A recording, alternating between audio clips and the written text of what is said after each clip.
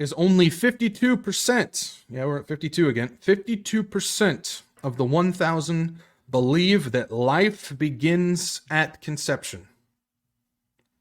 Only 52% of those 1,000 who were surveyed believe that life begins at conception. Again, this is very easily answered in Psalm 139, 13 through 16. Very easily answered. For you formed my inward parts. You covered me in my mother's womb. You knew me before I was even there. Verse 14, I will praise you, for I am fearfully and wonderfully made. Marvelous are your works, and that my soul knows very well. My frame was not hidden from you when I was made in secret and skillfully wrought in the lowest parts of the earth. Your eyes saw my substance, being yet unformed.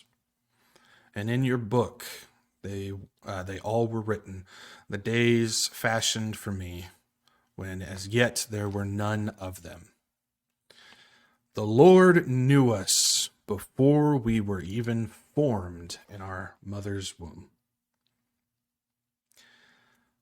Pretty simple that life begins the moment of conception, because God, the one who performs the miraculous gift of conception, of birth, of put it bluntly, making babies. It's a miracle every time. And he knows us before we are yet formed in our mother's womb. But yet, some people like to argue that that doesn't mean that that's life, which I don't even understand how that's possible. If God considers that life, God looks at that, and that is life, then that should also we should look at it and go, that is life as well.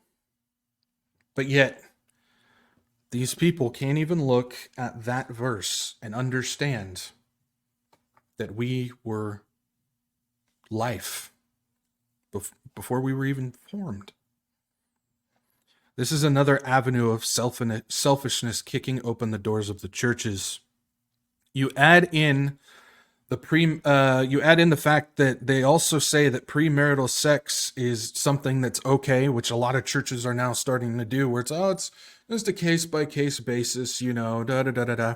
You add that in, and the church is now promoting and telling people, it's okay, you can freely sleep around and murder the child, because the Bible isn't necessarily clear on this, when it quite easily is.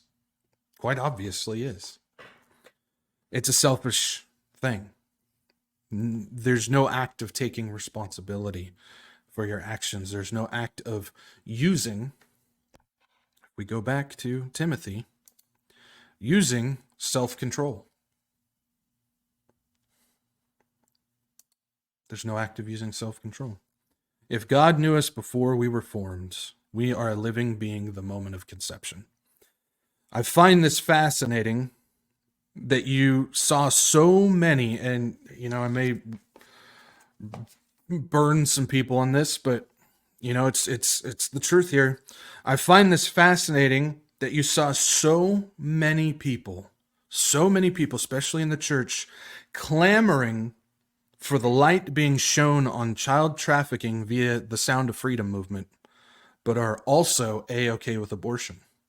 There are so many that I saw out there that were fighting for, choose, you have the ability to choose, but we've got to save the trafficked kids.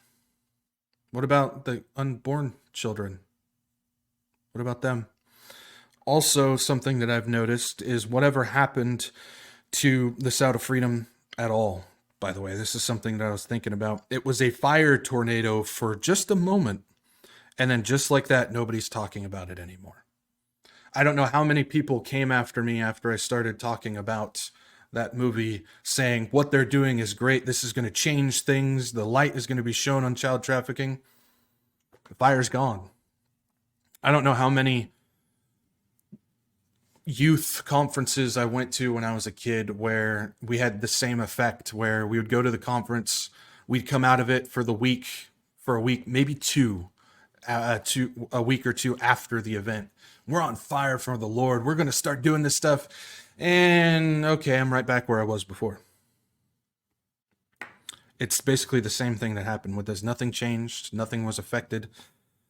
But the Mormon studio who created the movie and put it out, they got their money. So in the end, all is okay, right?